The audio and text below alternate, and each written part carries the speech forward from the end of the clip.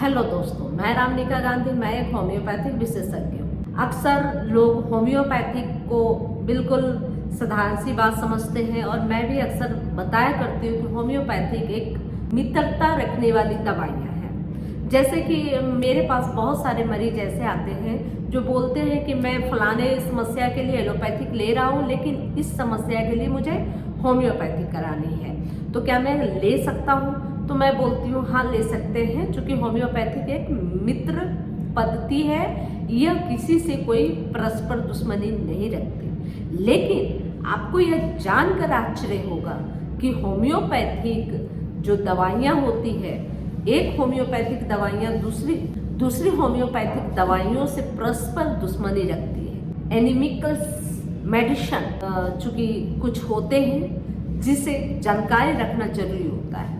अमूमन कभी भी कोई भी व्यक्ति कोई भी दवा होम्योपैथिक मेडिकल स्टोर से लाते हैं और अक्सर उसको ले लेते हैं। वह यह नहीं जानते कि इस दवाई को खाने के बाद यह दवाई नहीं खानी होती। होम्योपैथिक लॉ में एनिमिकल्स मेडिसिन बहुत सारे जाने जाते हैं, बहुत सारे होते हैं, और कौन सी दवाइयों के बाद कौन सी दवाइयाँ आपको नहीं खानी होती। अक्सर हम तब यह गलतियां ज़्यादा करते हैं। जैसा कि मैं हमेशा बोलती हूँ कि होम्योपैथिक जो दवाइयाँ होती है उसमें सिम्टम मैच करनी होती है। तो जब हम सिम्टम मैच करके दवाइयों का चूज करते हैं तो अक्सर एनिमिकल्स मेडिसिन वही होती है ज़्यादातर, जब एक सिम्टम वाली दूसरी सिम्टम वाली सेम सिम्टम में अगर यूज किया जाए तो उस कंडीशन में वह बहुत ज़्यादा जो है कि जो तकलीफ होती है उसको बढ़ा देता है और ज़्यादा तकलीफ में व्यक्ति परेशान हो जाता है। लेकिन यह उतनी भी साइड इफेक्ट नहीं करती जितनी एलोपैथिक मेडिसिन करती है। लेकिन इसमें भी जो समस्या है, एग्रावेशन करता है, तकलीफें बढ़ जाती है, और वैसी स्थिति में यह जो दवाइयाँ हैं होम्योपैथिक लॉ के हिसाब से मेडिसिन करनी होती है। अक्सर जब एनिमिकल्स मेडिसिन हम ले लेते हैं तो हम घबरा जाते हैं। ऐसी स्थिति में आप एक अपने चिकित्सक से मिलने जरूर चाहिए, और अगर वो संभवतः नहीं हो पा रहा है, आप स्वयं से इस तरह की मेडिसिन आप ले चुके हैं और आपको एग्रावेशन हो चुका है, उस स्थिति में दोनों ही दवाइयों को बंद कर देनी चाहिए और कुछ वक्त तक इंतजार करना चाहिए कि जैसे ही समस्या का सॉल्यूशन होने लगता है धीरे धीरे कम होता है। क्योंकि होम्योपैथिक में जब भी इस तरह के प्रॉब्लम आते हैं, एनिमिकल्स मेडिसिन लेने के बाद जो साइड इफेक्ट आते हैं, जो एग्रेवेशन होता है, वह दवाइयों को बंद कर देने के बाद स्वतः ही धीरे धीरे कम होने लगता है।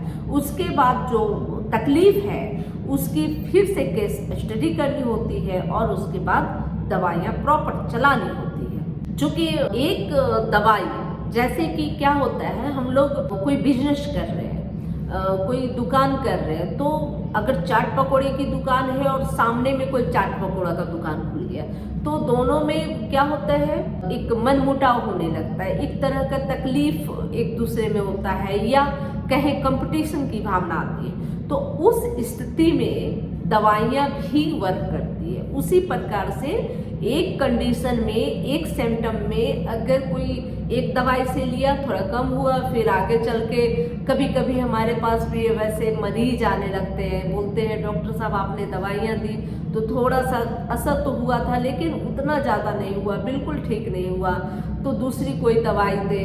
तो वैसे स्थिति में एनिमिकल्स मेडिसिन नहीं लेनी होती है और यह हमेशा ख्याल रखना होता है। और अक्सर क्या होता है कि होम्योपैथी की थोड़ी बहुत जानकारी होती है और लोग दवाइयाँ एक दूसरे के ऊपर तीसरे लेते रहते हैं, पूरी प्रॉपर जानकारी नहीं होती, और जब जानकारी नहीं होती तो इस तरह के प्रॉब्लम आने लगती है। इसलिए मैं अक्सर बोलती हूँ जब भी आप कोई अपना ट्रीटमेंट कराएं तो किसी अच्छे होम्योपैथ डॉक्टर के कंसल्ट में जाकर ही दवाइयाँ कराएं, ताकि आपकी अच्छे से आपका केस स्टडी किया जाए, केस टेकिंग करें और उसके बाद जो है कि आपको दवाइयाँ दी जाए। लेकिन अगर आप यह स्वयं से कोई वीडियो देखा, यह सिम्टम मिला, आपने दवाइयाँ ले ली, फिर दूसरा सिम्टम मिला, आपने जाके दवाइयाँ ले ली, तो हो सकता है ऐसी स्थिति में एनिमिकल्स मेडिसिन हम ले अनजाने बस, और फिर उसके बाद आपको उसका बुरा प्रभाव भी आपके शरीर पे देखने को मिल जाए।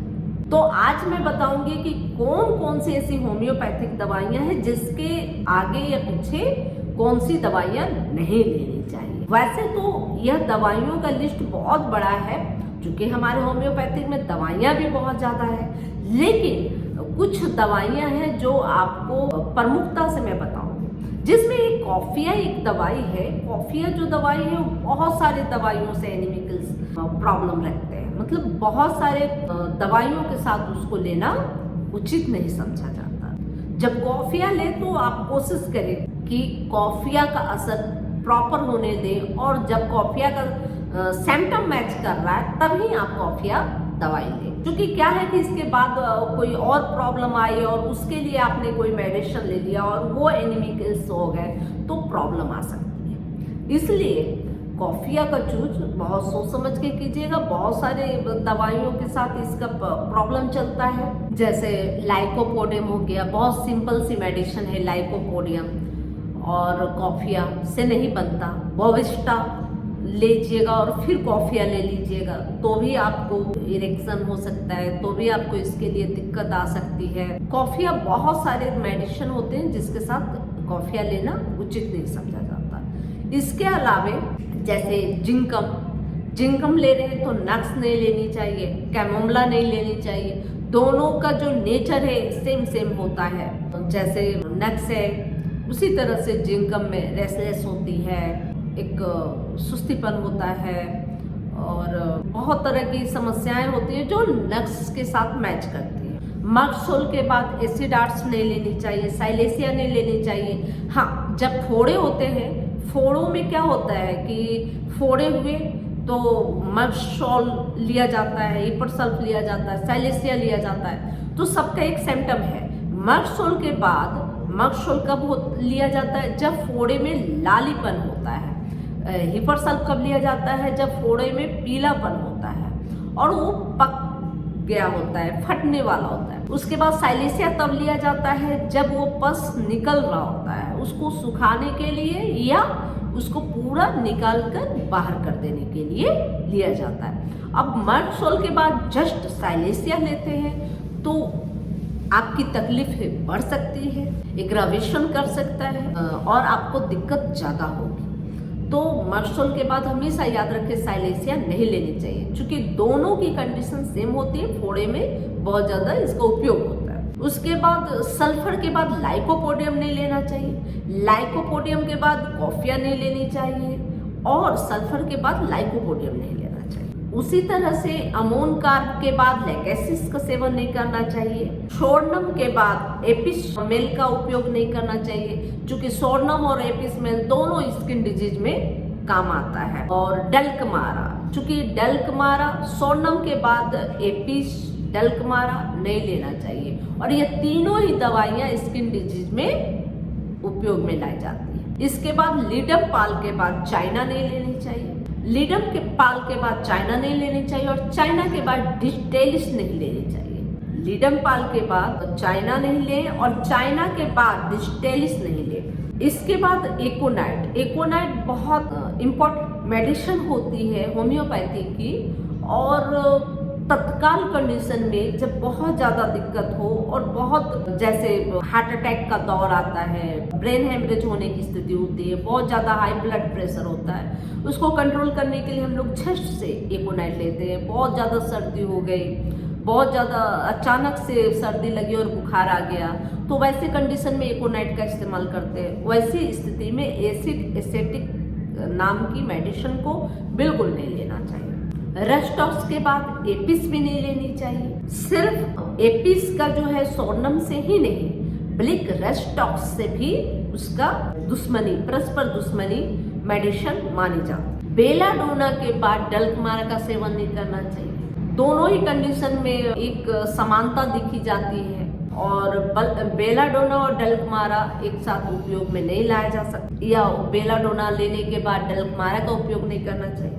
नक्स भूमिका के बाद इग्नेशिया का इस्तेमाल करना अच्छा नहीं माना जाता है। नक्स भूमिका और इग्नेशिया दोनों ही जो एक कॉमन सिम्टम क्या होता है, दोनों ही में जो पेशेंट होता है जिद्दी होता है, नक्स भूमिका का भी और इग्नेशिया के भी, और दोनों में एक परस्पर दुश्मनी चलता है। एनीमिकल मेडिसिन है, कॉस्ट कम और फास्फोरस, जैसे कि पैरालिसिस की स्थिति में अक्सर यह गलतियां होती है। पैरालिसिस की स्थिति में कॉस्ट कम और फास्फोरस नहीं लेनी चाहिए, दोनों का सिम्टम मैच करता है, दोनों पैरालिसिस की स्थिति में लिया जाता है और दोनों में ही परस्पर दुश्मनी है। इसके बाद सबसे कॉमन एक दवाई है पल्सिट्ला और सिपिया।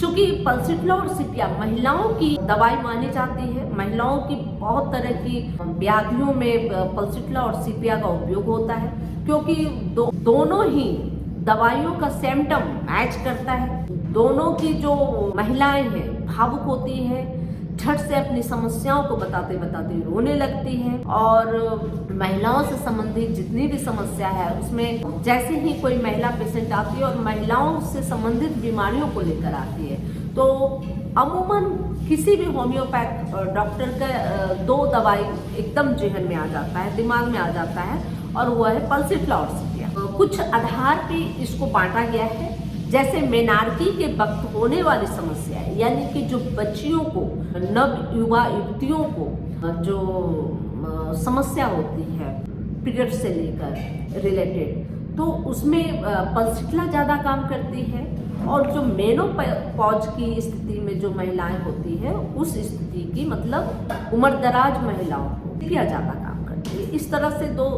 स्थितियों में बांटा गया है। लेकिन कभी कभी ऐसा देखा जाता है कि सिम्टम मैच कर रहे होते हैं तो कंफ्यूज हो जाता है। अगर जैसे यूट्यूब देख लिया, वीडियो देख लिया, उसके बाद कुछ सिम्टम डॉक्टर बोलते हैं, चूँकि टोटल सिम्टम नहीं पता होता, और उस स्थिति में लोग समझने लगे हैं कि सिम्टम मैच कर गई, दवाई ले लिया, तो ऐसी स्थिति में एक दूसरे के बाद दूसरा ले लिया। तो ऐसी स्थिति में ये एनीमिकल मेडिसिन लेने के बाद बहुत ज़्यादा दिक्कत हो सकती है, और उस स्थिति में जो है कि स्थिति जब बिगड़ जाए तो आपके मन के अंदर होम्योपैथी के प्रति थोड़ा सा जो विचार होता है वो कमजोर होने लगता है, और व्यक्ति इस स्थिति में जो है कि आप बच सकते हैं अगर आप होम्योपैथी का लॉ फॉलो करें। जब भी आप अपना ट्रीटमेंट कराएं तो किसी अच्छे होम्योपैथ डॉक्टर के कंसल्ट में जाकर कराएं, ताकि इस तरह की स्थिति न बने।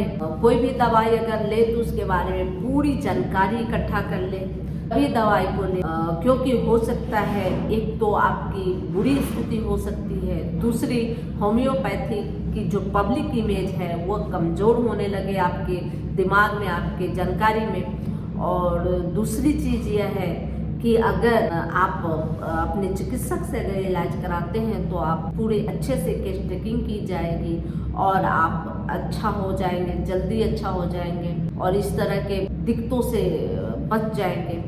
अगर आपको इस तरह के कोई अपने क्षेत्र में कोई लोकल कोई डॉक्टर नज़र नहीं आ रहे हैं तो आप मुझसे भी ऑनलाइन कंसल्ट कर सकते हैं, और मेरी क्लिनिक आना चाहें तो आप क्लिनिक भी आ सकते हैं। डिस्क्रिप्शन बॉक्स में सभी एड्रेस दिए हुए हैं, फ़ोन नंबर दिए हैं, इससे आप संपर्क कर सकते हैं और मुझसे अपने हेल्थ से जुड़ी समस्याओं के लिए समाधान ले सकते हैं। यह जानकारी अच्छी लगी तो लाइक ज़रूर करें, सब्सक्राइब करें और बेल आइकन जरूर दबाएं। जय हिंद, जय भारत।